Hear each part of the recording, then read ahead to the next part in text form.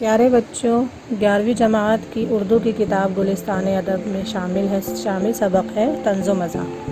اس سبق میں یہ بتایا گیا ہے کہ طنز اور مزاح کے کیا معنی ہیں۔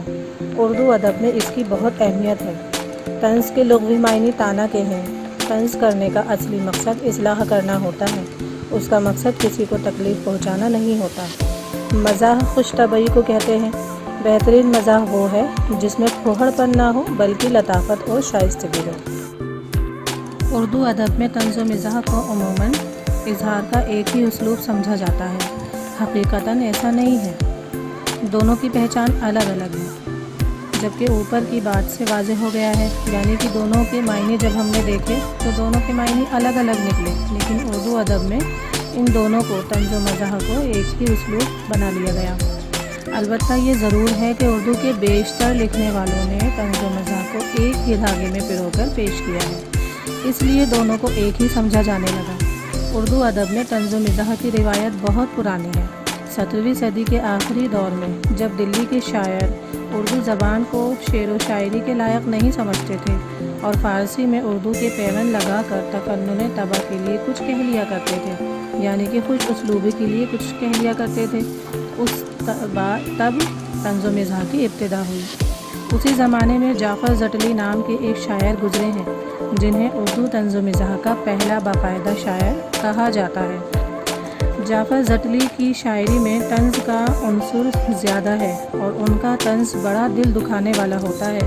وہ ایک باغی اور انقلابی شاعر تھے۔ ان کے مزاح میں بھی خوش دلی کی جگہ پھکڑپن اور مذاق کرنے کے لیے زیادہ مذاق اڑانے والا انداز ملتا ہے۔ اس اعتبار سے انہیں اردو کا بڑا طنز و مزاح گو تو نہیں سمجھا جا سکتا، مگر وہ پہلے باقاعدہ شاعر ضرور ہیں، یعنی کہ انہوں نے اپنی شاعری میں جتنا بھی باتیں کی، طنز و مزاح کی باتیں کی، ان میں ادب کم تھا اور زیادہ تر جو طنز تھا وہ دوسروں کا مذاق اڑانے کے لیے تھا، جس کی وجہ سے ان کو بہت بڑا طنز و مزاح شاعر تو نہیں کہا گیا، لیکن ہاں پہلے باقاعدہ شاعر ضرور ہیں۔ ان کے بعد کے کئی شعراء کے یہاں طنز و مزاح کے عناصر پائے جاتے ہیں، جن میں میر، سودا اور غالب کے نام خاص طور پر لیے جا سکتے ہیں۔ غالب کے کلام میں شوخی کے ساتھ ساتھ گہرا طنز ملتا ہے، غالب کی نثر میں بھی، جس کا زیادہ حصہ خطوط پر مشتمل ہے، یعنی کہ غالب نے زیادہ تر جو بھی طنز و مزاح کیا ہے اس کا زیادہ تر حصہ ان کے خطوط میں ملتا ہے۔ شوخی اور مزاح کے اعلیٰ ترین نمونے پائے جاتے ہیں۔ ان کے بعد بھی کئی لوگوں نے یہ روش اختیار کی، مگر یہ سب انفرادی کوششیں تھیں، یعنی کہ غالب کی اہمیت تک کوئی نہیں پہنچ پایا۔ اردو میں طنز و مزاح کا باقاعدہ آغاز لکھنؤ کے ہفتہ وار اخبار اودھ پنچ کے اجراء سے ہوا۔ یہ اخبار منشی سجاد حسین نے جاری کیا تھا اور اس سے اردو کے کئی اہم لکھنے والے وابستہ تھے۔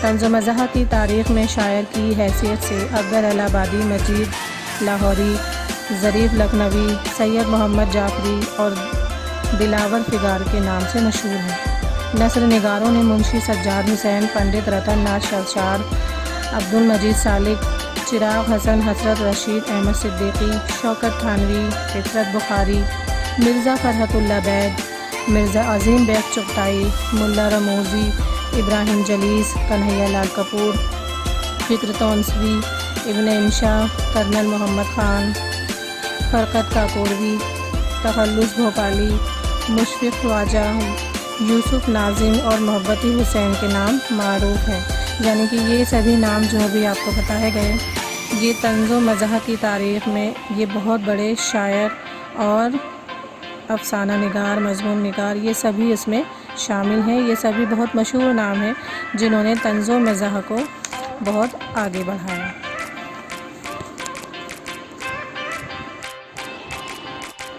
تو چلیے اب ہم اپنے الگ ٹاپک کی طرف چلتے ہیں، اور وہ ٹاپک ہے پطرس بخاری۔ طنز و مزاح کی صنف میں سب سے مشہور نام پطرس بخاری ہے۔ یہ 1898 میں پیدا ہوئے اور 1958 میں ان کا انتقال ہو گیا۔ آئیے ان کے بارے میں جان لیتے ہیں۔ ان کا اصل نام سید احمد شاہ بخاری تھا اور یہ پطرس بخاری کے قلمی نام سے مشہور ہوئے۔ گورنمنٹ کالج لاہور میں انگریزی کے استاد کی حیثیت سے ملازمت کا آغاز یعنی کہ شروعات کی۔ اس کے بعد آل انڈیا ریڈیو کے ڈائریکٹر جنرل مقرر ہوئے۔ تقسیم وطن کے بعد وہ اقوام متحدہ سے وابستہ ہو گئے اور ایک بلند عہدے پر فائز ہوئے۔ پطرس بخاری اردو کے بہترین مزاح نگاروں میں شمار ہوتے ہیں۔ شمار ہونے کا مطلب ہے گنے جاتے ہیں۔ انہوں نے لکھا تو بہت کم، لیکن جو بھی لکھا بہت اچھا لکھا۔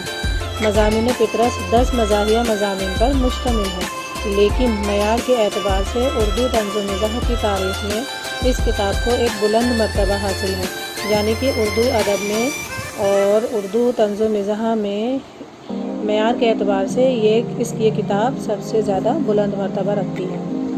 پطرس کے مضامین پر انگریزی مزاح کی گہری چھاپ ہے۔ اسی کے ساتھ ساتھ ان کے زبان میں اردو ادب، خاص کر شاعری کی شگفتگی اور شائستگی اور عالمانہ نثر کی شان بھی پائی جاتی ہے۔ ان کی تحریر میں شوخی، روانی اور بے ساختگی ہے۔ بے ساختگی مطلب بے جھجک کچھ بھی کہہ دینا، سیدھی سادی بات سے مزاح پیدا کرنا، لفظوں کے الٹ پھیر سے نئے جملے تیار کرنا اور خود کو مزاح کا نشانہ بنا کر دوسروں کو ہنسنے کا موقع دینا ان کے خاص انداز ہیں۔ یعنی کہ جو بھی انہوں نے کتابیں لکھی اور ان کی جو بھی مضمون ہوا کرتے تھے، اس میں کیا کیا ان کی نئی باتیں تھیں کہ سیدھی سادی بات کو وہ مزاحیہ طور پہ پیش کیا کرتے تھے، لفظوں کا الٹ پھیر کر کے نئے جملے تیار ہو جاتے تھے، خود کو مزاح کا نشانہ بنا کر یعنی کہ خود پر طنز کر کے وہ دوسروں کو ہنسنے کا موقع دیتے تھے۔ یہ ان کا خاص انداز ہے۔ ان کی تحریروں کو خالص مزاح کا نام دینا صحیح نہیں۔ وہ اکثر عام انسانی کمزوریوں کو طنز کا نشانہ بناتے تھے، یعنی کہ صرف یہ کہہ دینا کہ ان کی تحریروں میں خالص مزاح ملتا ہے یہ صحیح نہیں ہے، بلکہ وہ انسانی کمزوریوں کو طنز کا نشانہ بناتے تھے۔ ان کا کمال یہ ہے کہ وہ تلخی کا احساس پیدا کیے بغیر طنز وار کرتے تھے، یعنی کہ ان کا سب سے بہترین اچھا کارنامہ یہ تھا کہ وہ تلخی کا احساس پیدا کیے بنا یعنی کہ کوئی بھی بات وہ جو کہتے تھے وہ بری نہیں لگتی تھی اور طنز کا وار کر جاتے تھے، یعنی کہ جو بھی وہ طنز کرتے تھے سامنے والے کو برا بھی نہیں لگتا تھا اور اس کو احساس بھی ہو جاتا تھا کہ ہاں یہ مجھ پہ طنز کیا جا رہا ہے۔